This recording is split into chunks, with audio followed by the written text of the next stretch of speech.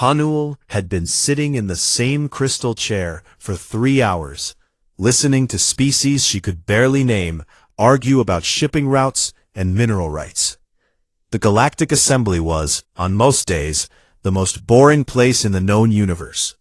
400 species packed into a massive hall made of pale blue stone, talking endlessly about things that barely mattered. She represented Earth, one seat among hundreds. She had been doing this job for 11 years, and in all that time, nothing interesting had ever happened. That changed on a Tuesday. Grand Arbiter Volshin rose from his central platform. He was tall, even by the standards of his kind, a species that looked like someone had stretched a bird skeleton over gray leather and given it too many eyes. He had ruled the Galactic Concord for over 2 centuries, and he moved with the slow, heavy confidence of someone who had never once been told he was wrong. He did not speak about shipping routes. Instead, he read from a long document. His voice was deep and formal, and the translation systems carried it into every ear in the chamber. He spoke of humanity. He spoke of violations. He listed 14 subarticles of the Concord Accords that Earth had supposedly broken. He spoke of unregulated expansion into systems that the Concord considered buffer zones. He spoke of classified technologies that humanity refused to share. He spoke of arrogance. And then he said the words. The Galactic Concord, supported by 83 member species forming the Reclamation Coalition, hereby declares collective military action against Earth and all Terran-held systems, effective immediately. The chamber went silent. 400 species, thousands of delegates, and not a single sound. Every eye, every sensor, every organ of perception in that room turned toward the single human sitting in row 17. Hanuel did not move. She had been trained for this. Not specifically for this. No one had told her that 83 species would declare war on a Tuesday afternoon. But she had been trained for the general shape of it. Terran diplomats were chosen not for their ability to make speeches, but for their ability to stay calm when everything around them was falling apart. Hanuel was very good at staying calm. She listened to the rest of the declaration. There were formalities, timelines, demands for Earth to surrender its outer colonies within 90 standard days or face full military engagement. The coalition had already begun assembling its fleet. 4,000 warships from dozens of species, all pointed at Terran space. When Volshin finished, he looked directly at her. The entire chamber looked at her. Hanuel reached into her coat pocket and pulled out a small handheld device. Several delegates from nearby seats leaned away, as if she might be holding a weapon. She was not. It was her personal communicator, the same one she used to read news articles and send messages to her sister back on Earth. She tapped the screen a few times, read something, and then laughed. It was a small laugh, quiet, almost private. But in the perfect silence of the assembly hall, everyone heard it. Volshin's many eyes narrowed. Does the Terran delegation find this amusing? Hanuel looked up. She had a gentle face, round and soft, the kind of face that made people trust her. She smiled, not a nervous smile, not a political smile, but the kind of easy, relaxed smile a person might wear while sitting in a park on a warm afternoon. My apologies, Grand Arbiter. I was forwarding the declaration to Terran Command, and while I waited for their response, I saw something funny on my feed. Unrelated. Very sorry. A murmur rippled through the chamber. Several coalition delegates looked at each other in confusion. This was not the reaction they had expected. They had expected fear. They had expected desperate pleas for negotiation.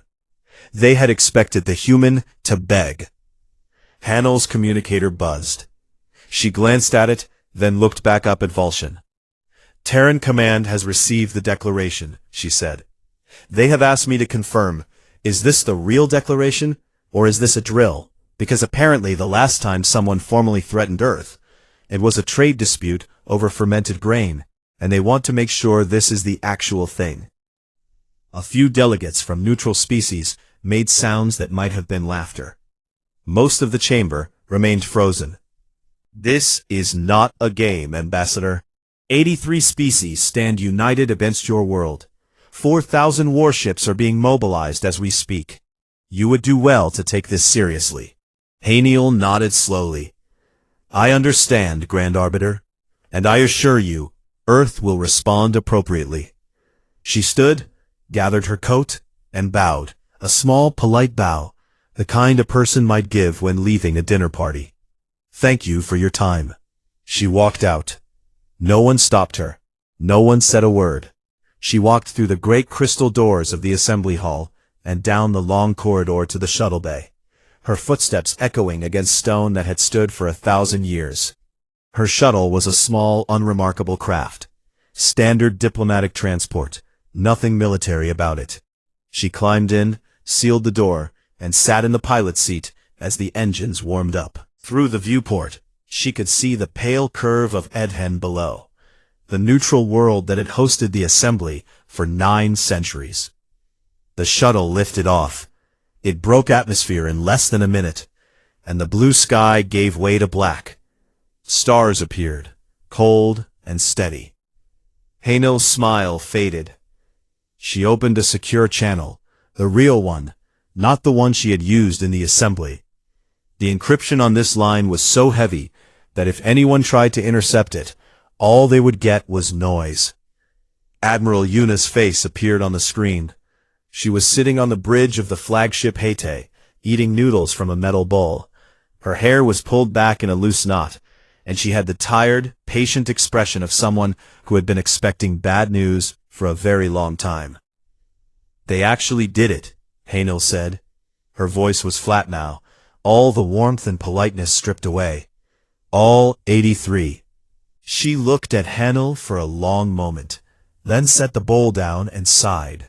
A long, heavy sigh, like a woman who had just been told she had to clean a very large house. All right, Yuna said. Wake up Dawan, and tell Somi to stop pretending she doesn't already know. The channel closed. Haenel leaned back in her seat and stared at the stars rushing past. Somewhere out there, 4,000 warships were being pointed at her home. And somewhere behind her, in a crystal hall on a neutral world, 83 species were celebrating what they believed would be an easy victory. She closed her eyes and thought about how wrong they were. The coalition moved fast. Within 72 hours of the declaration, Fleet Marshal Drenny had assembled 4,200 warships across 3 staging systems near the Terran border. They came from dozens of species, massive dreadnoughts from the heavy-gravity worlds, sleek cruisers from the old naval empires, swarm carriers filled with thousands of drone fighters. It was the largest military force the galaxy had seen in 900 years. Drenny stood on the command deck of his flagship, the Pale Verdict, and studied the formation on the tactical display. He was a careful officer, experienced and disciplined. He had fought border skirmishes, suppressed pirate fleets, and commanded peacekeeping operations across half the galaxy. But he had never fought humans. No one alive had. That should have worried him more than it did. He looked at the numbers. The coalition fleet outweighed Earth's known navy by 20 to 1. Humanity had roughly 800 registered warships. Dren had 4,200, and more were coming. The math was simple. The outcome was certain. On the other side of the border, inside a hollowed-out dwarf planet called Balhae, the humans were doing something very different. Balhae was Terran Command's military nerve center, a station so secret that most galactic intelligence agencies didn't even know it existed. It sat in a dead system with no habitable planets, no trade routes, and no reason for anyone to visit. From the outside, it looked like a rock. From the inside, it was a city. Admiral Yuna sat in the central command room, surrounded by screens showing every coalition ship movement in real time. She was now drinking tea. "How many ships do they have at the border?" she asked. 4,200 and rising, said Somi, who was standing behind her with a tablet, scrolling through intelligence reports as if she were reading a recipe. Somi was the director of Terran intelligence, and she had the kind of face that gave away nothing. She could tell you your planet was about to explode, and she would say it the same way she would say it was raining outside. "And they think we have 800, Yuna said. "That is what we have allowed them to believe, yes." Yuna nodded and sipped her tea. "Where is Dowan?" Dowan was in the communications lab, 2 floors below, and he was having the time of his life. He was the head of Terran cyber warfare, and he had been waiting for something like this for years. Peacetime was boring for a man like Dowan. He had the energy of someone who treated the entire galaxy like a game, and now someone had finally pressed start. He had spent the last 48 hours preparing what he called the official Terran response. It was not a military response. It was not a diplomatic response. It was a video. The video was 4 minutes long.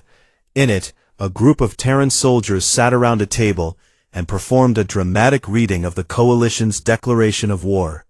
Except they mispronounced every species name. Badly, obviously, and on purpose. One soldier read the list of charges in a voice so serious and dramatic that it sounded like a funeral speech. Another added background music that swelled at all the wrong moments. A third kept interrupting to ask what certain words meant, and the others would shrug. It was, by any reasonable standard, deeply disrespectful. Dowan broadcast it on every open galactic channel. Within 6 hours, it was the most watched piece of media in the galaxy. Neutral species shared it. Comedy channels replayed it. Someone remixed it with dance music. Someone else animated it. The original video had no title, but the galactic net gave it one, The Human Response, and it spread like fire through dry grass. Coalition governments were furious. Several species demanded that the Galactic Assembly force Earth to take the video down.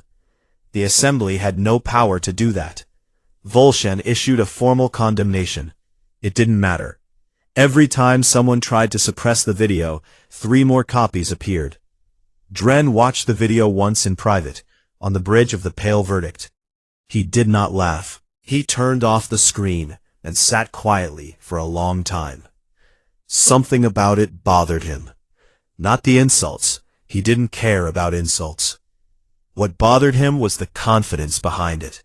A species facing destruction does not make jokes. A species facing destruction panics, negotiates, surrenders. It does not sit around a table and mock the enemy for fun. Unless it knows something the enemy does not. He pushed the thought away. The numbers were the numbers. 20-1.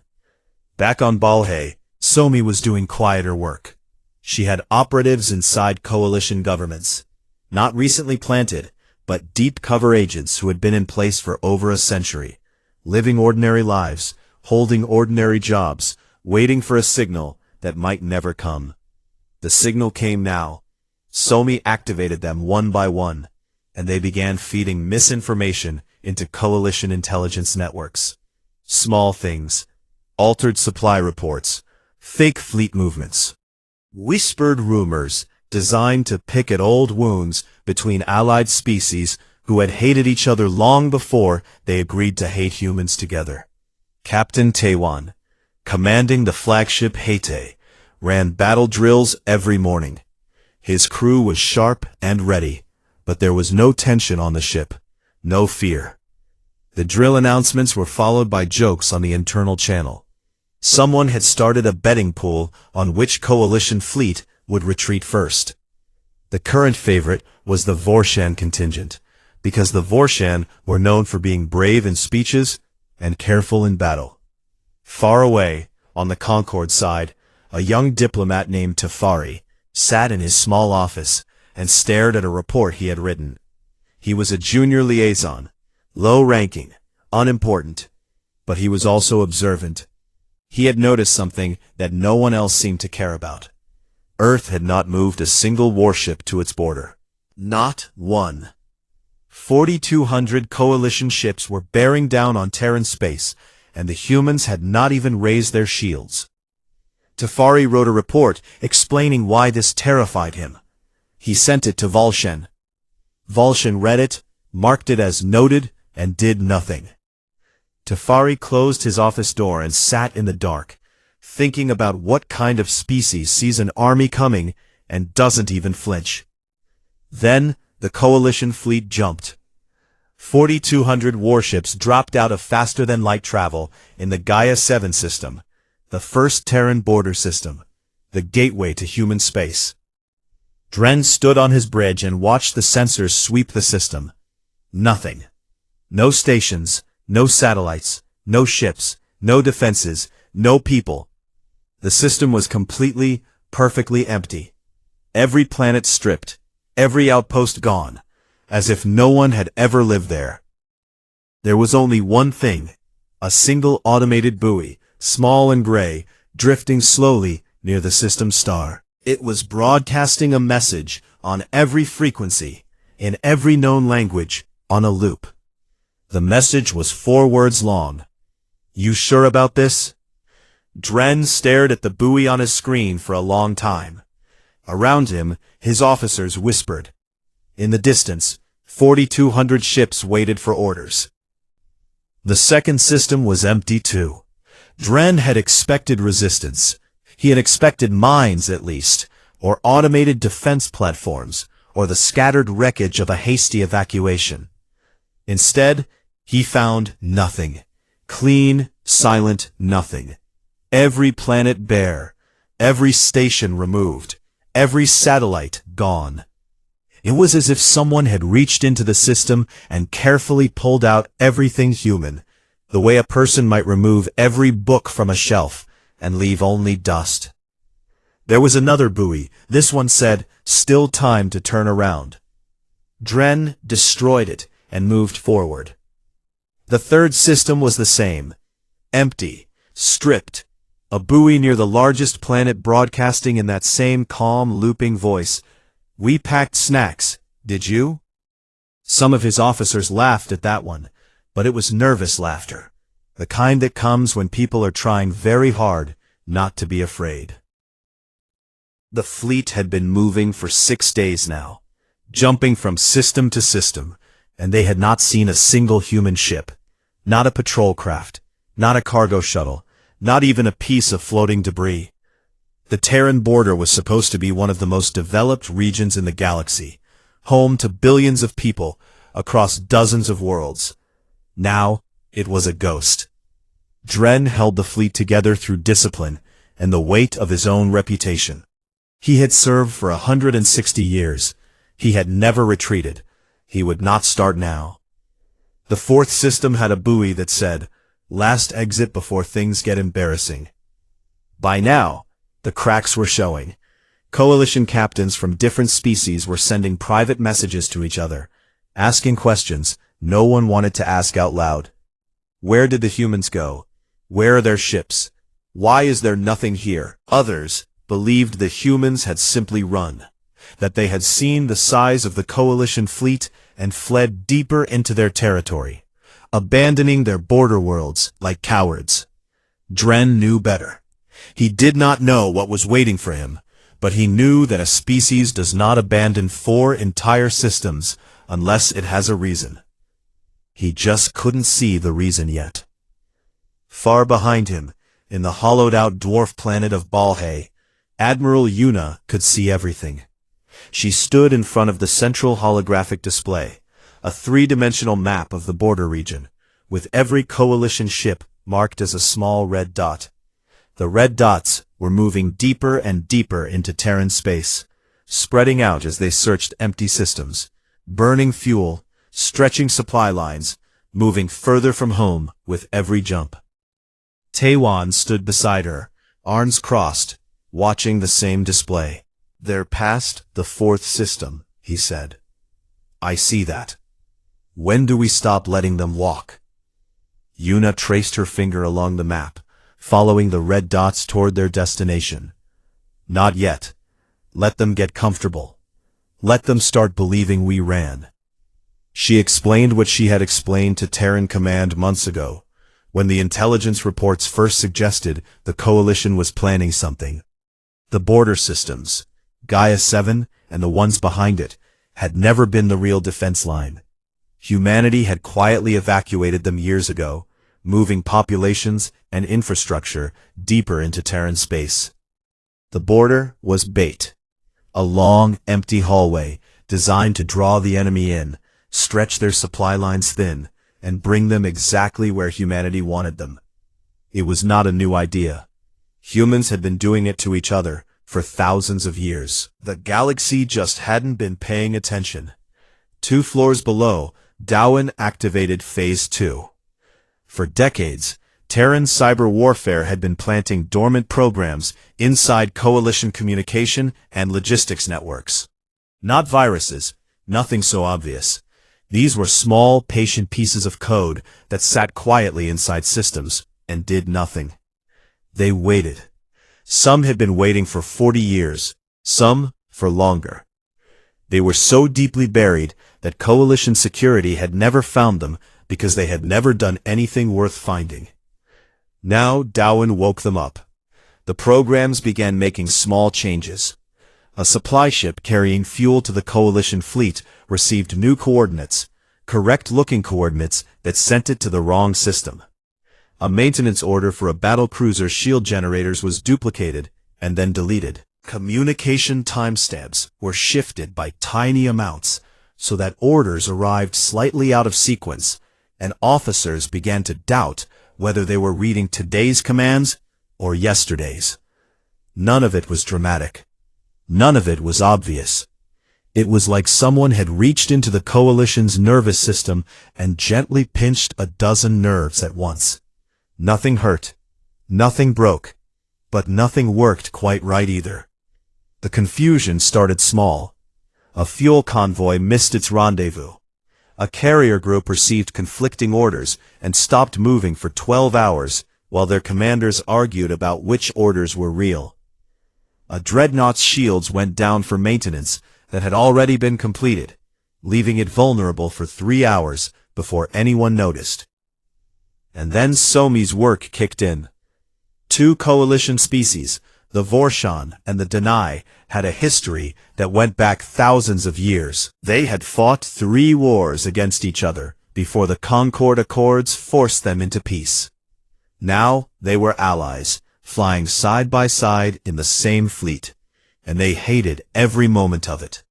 Somi's agents had spent months feeding each side quiet suggestions that the other was planning to betray the Coalition after the war and seize Terran territory for themselves.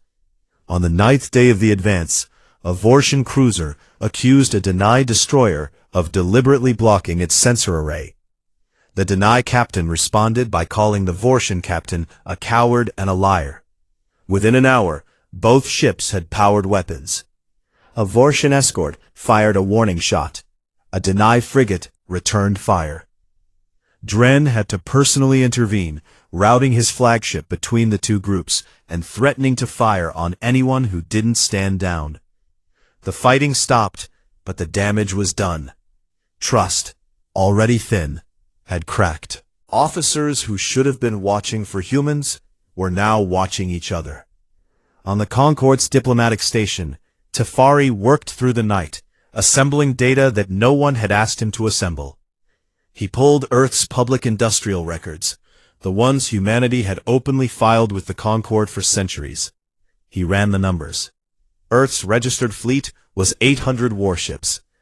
But Earth's mining output, its shipyard capacity, its energy production, the numbers didn't match. The industry was too large for 800 ships. Far too large. He calculated what the real number might be. The answer made his hands shake. He sent another report to Vulcan. He wrote it plainly this time, without diplomacy. He said that humanity's known fleet was a lie.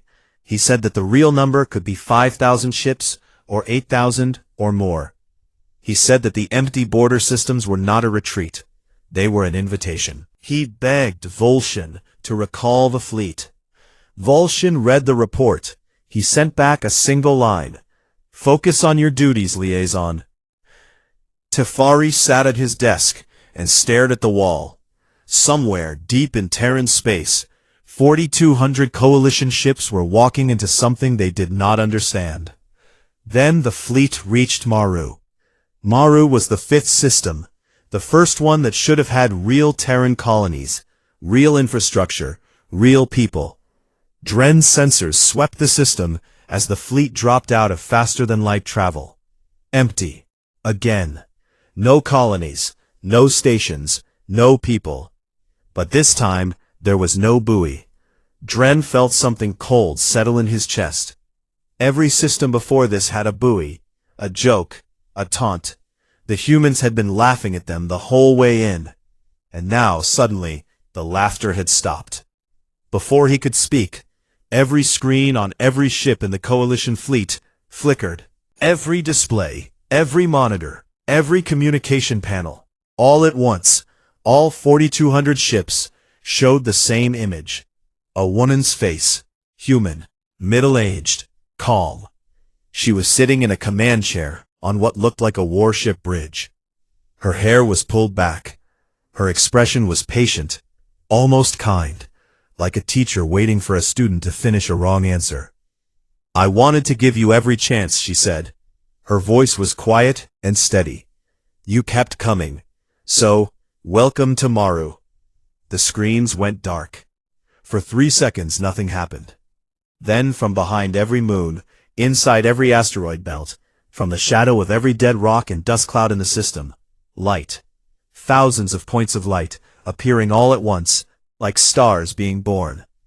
Engine signatures, weapon signatures, shield signatures, ship after ship after ship, uncloaking from hiding spots that had been prepared years in advance, rising out of the dark like something waking from a long sleep. 8,000 Terran warships. Dren stared at the tactical display as it updated. The red dots of his fleet were surrounded, above, below, and on every side, by a sea of blue. The bridge was silent. No one moved. No one breathed. Somewhere in the distance, the first Terran weapon powered up, and the sound it made was like a door closing. The Battle of Maru lasted 41 minutes. Military historians across the galaxy would later argue about whether it should even be called a battle. A battle implies two sides fighting. What happened at Maru was closer to a demonstration, a calm, precise, and deeply humiliating lesson delivered at weapons range. The first shots came from the Terran flanks. 8,000 ships moved as one, closing the net around the Coalition fleet in a formation so tight and coordinated that it looked rehearsed. It had been rehearsed. Yuna had been drilling this exact scenario for 6 years, ever since Somi's intelligence reports first suggested that the Coalition might be stupid enough to try something. The Coalition ships opened fire immediately. 4,200 warships unleashed everything they had: plasma lances, kinetic batteries, missile swarms, drone clouds. The space around the Terran formation lit up white with the energy of 1,000 simultaneous attacks. It did nothing. Terran shields absorbed the incoming fire the way a lake absorbs rain. The weapons that had been considered devastating by galactic standards, weapons that could crack moons and melt orbital stations, splashed against Terran hull plating and dissipated into nothing. The Coalition was not fighting a weaker enemy that had been hiding. They were fighting a completely different class of technology, and the gap was so wide that it wasn't even a contest. Yuna stood on the bridge of the Hete and watched the tactical display. Blue dots surrounded red dots. Red dots were firing. Blue dots were not dying. "Begin," she said. The Terran fleet fired back, but the order Yuna had given was not the order Dren expected. She did not say, "destroy." She said, "disable." Terran weapons, thin, precise beams of energy that the Coalition had never seen before, reached out across the void and touched Coalition ships with surgical accuracy. They did not aim for reactors or crew sections. They aimed for engines, for weapon mounts, for shield generators, for communication arrays. Each shot was placed exactly where it needed to be to shut a ship down without killing the people inside. Coalition dreadnoughts, massive ships that had taken decades to build, went dark in seconds. Their engines died. Their weapons fell silent. Their shields collapsed. They drifted, powerless, surrounded by a fleet that could have destroyed them, but chose not to. Taewon commanded the Haete at the front of the Terran formation. He had waited 300 years for a real fight, and now that it was here, he found that it wasn't one. His crew moved through the battle with the calm efficiency of people doing a job they had practiced 1,000 times. Lock target, fire, disable, move to next target. There was no shouting, no chaos, no desperate last stands, just work. The betting pool results came in during the battle. The Vorshan contingent broke formation and attempted to retreat 11 minutes in, exactly as predicted. Taewon's weapons officer won the pool and announced it over the internal channel. Someone laughed. On the pale verdict, Dren watched his fleet die, not in fire and explosions, but in silence. Ship after ship went dark on his display, their signals winking out like candles in a wind. His own flagship was still operational, but only because the Terrans had not targeted it yet. He understood why. They were saving him for last. They wanted him to watch.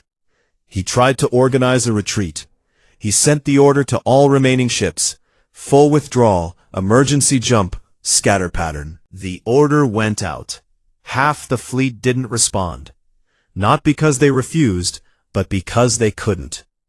Dowan's cyber programs had burrowed deep into the Coalition's navigation systems, and when the fleet tried to calculate safe jump coordinates, the systems returned errors, or wrong answers, or nothing at all. Ships that tried to jump blind risked tearing themselves apart. Most captains chose to drift rather than die. Dren stood alone on his bridge. His officers looked at him with the expression of people who had just realized they were in a story that was not going to end well for them. He had 4,200 ships. In 41 minutes, he had lost effective control of almost all of them. He opened a direct channel to the Terran flagship. Yuna's face appeared on his screen. She looked the same as she had in the broadcast, calm, patient, unhurried. She was holding a cup of tea.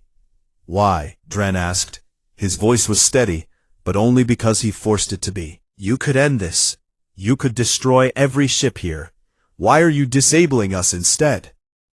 Yuna took a sip of her tea. She seemed to consider the question carefully, as if it deserved a real answer. "Because," she said, "killing you would make you victims. Your governments would build memorials. Your children would grow up hating us. In 100 years, someone would use your deaths to justify another war." She set the cup down.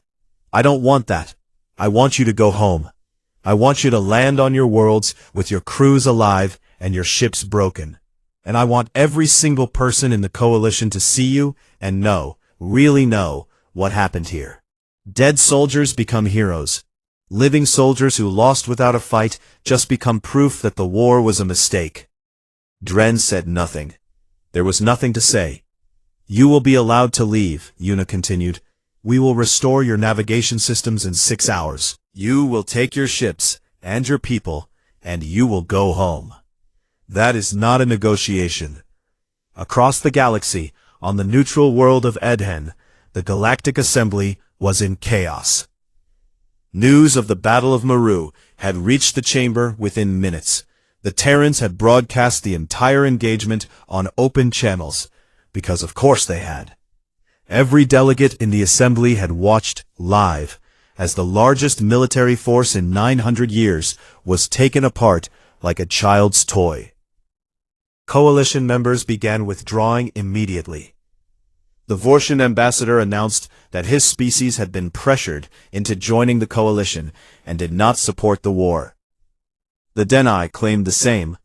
Within an hour, 30 of the 83 Coalition species had formally withdrawn, each one blaming someone else for the disaster. Old alliances shattered. Species that had stood together for centuries now pointed fingers at each other across the assembly floor. Vulcan sat in his chair and watched it all fall apart. He had built the coalition over years of careful diplomacy. He had promised them victory. He had told them that humanity was young, small, weak, overextended. He had believed it. He had been wrong. And now the proof of how wrong he had been was playing on every screen in the galaxy. Hanul returned to the assembly 3 days later. She walked in through the same crystal doors she had walked out of when the war began. She took her seat in row 17. She did not smile this time.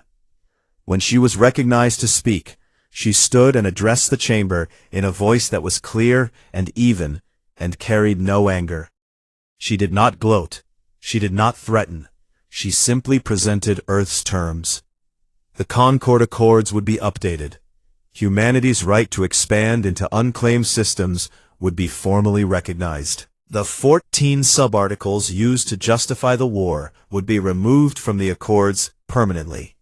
And the coalition would issue a public apology, not to Earth's government, but to Earth's people, broadcast to every system in the galaxy. No territory was demanded, no reparations, no punishment, just an apology and a correction. Vulcan accepted. He had no choice. He read the apology himself, standing on the same podium where he had declared war, his voice flat and empty. When he finished, he stepped down from the platform and walked out of the chamber. He did not return. After the session, in a quiet corridor outside the assembly hall, Tefari found Hanul. He had waited for hours, working up the courage to approach her. She was leaning against a wall, reading something on her communicator, looking tired. "Ambassador," he said, "may I ask you something?" "Of course. How long have you been preparing for this?" Hanul studied him for a moment. He was young, for his species.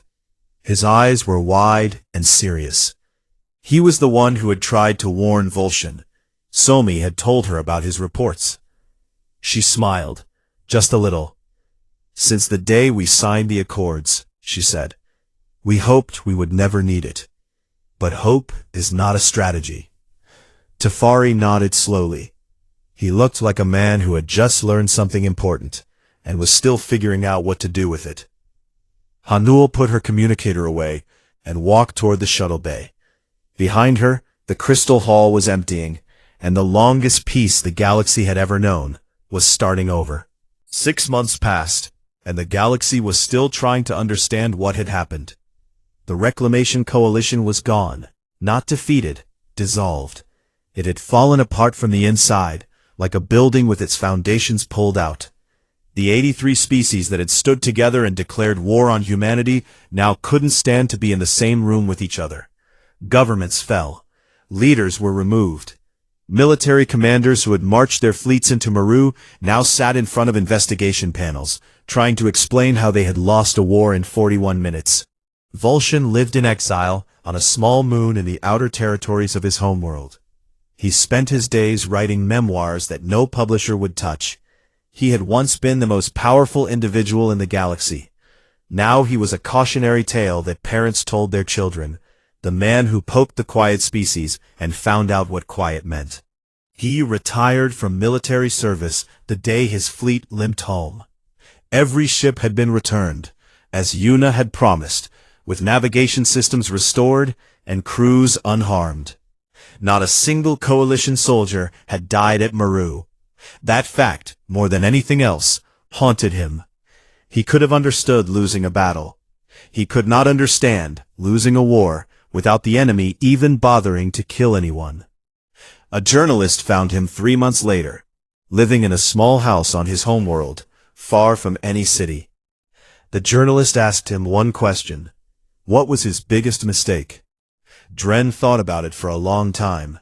Then he said, "I assumed that because they laughed, they were not serious. I saw their jokes, their mocking broadcasts, their empty systems and buoys with funny messages, and I thought it meant they were not ready. I confused mockery for weakness. It was the opposite. They mocked us because they had already won before we fired a single shot. The war was over the moment it began. We just did not know it yet. The journalist published the interview. It was read by billions. On Balhae Station, life returned to something resembling normal.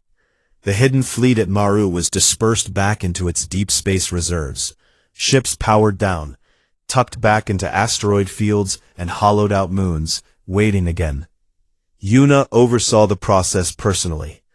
She stood on the observation deck and watched the last carrier slide into its hiding spot, its running lights dimming to black until it was just another shadow among the rocks. Taewon stood beside her. He had been her captain for 15 years, and he knew her well enough to read the expression on her face. She was not celebrating. She was not relieved. She looked like a woman putting away a tool she hoped she would never need to pick up again. "Do you think anyone will try again?" he asked. "Eventually," she said.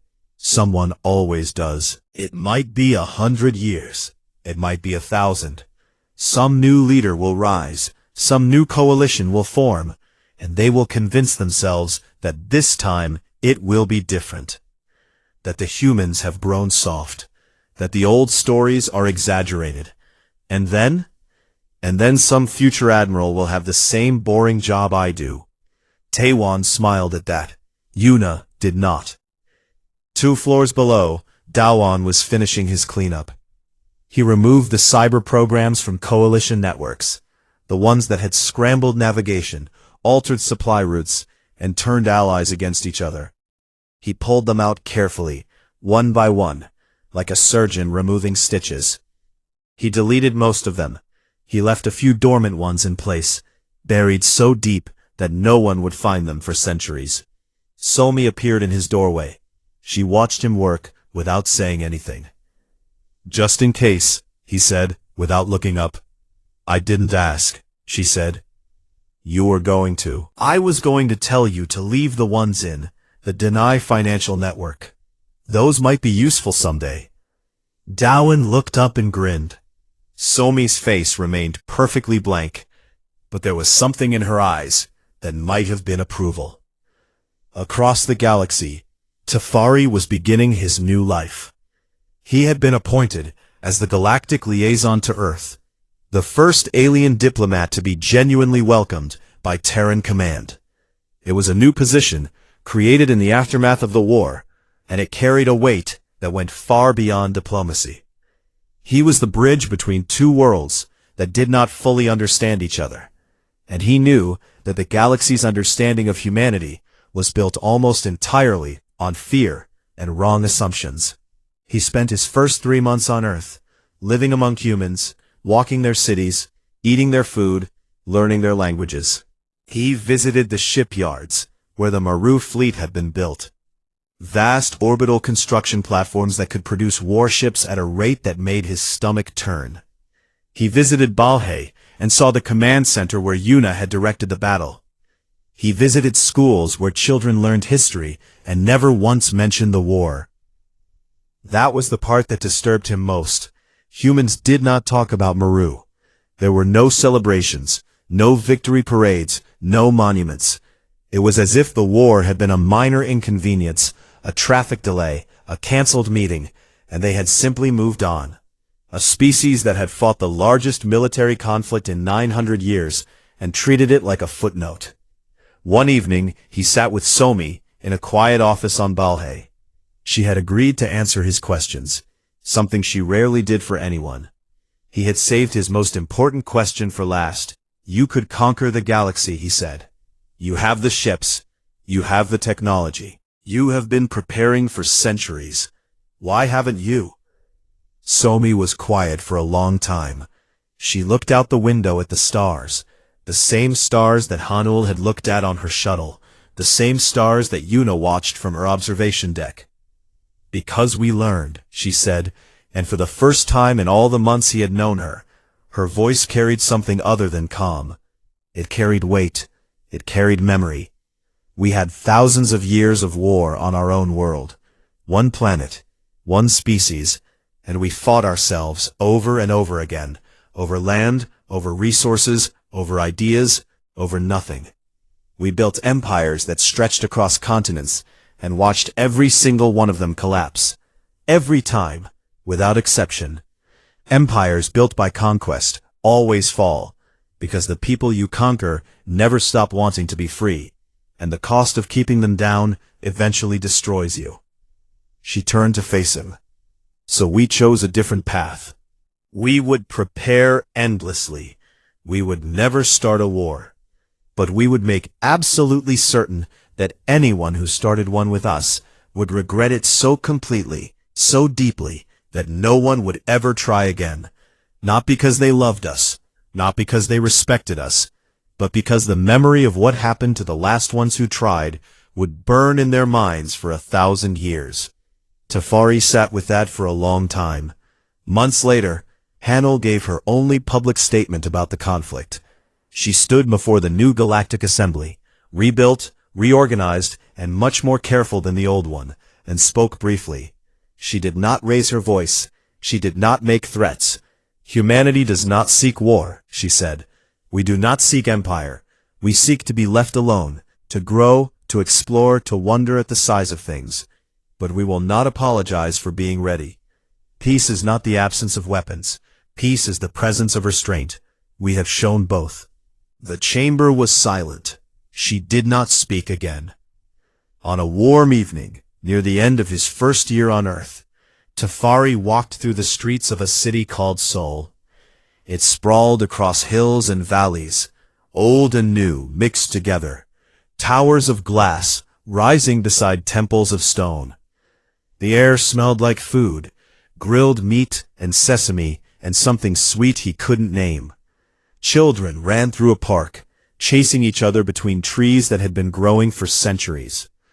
An old woman sold fruit from a cart and waved at him when he passed, unbothered by the fact that he was not human, not from this world, not from this arm of the galaxy.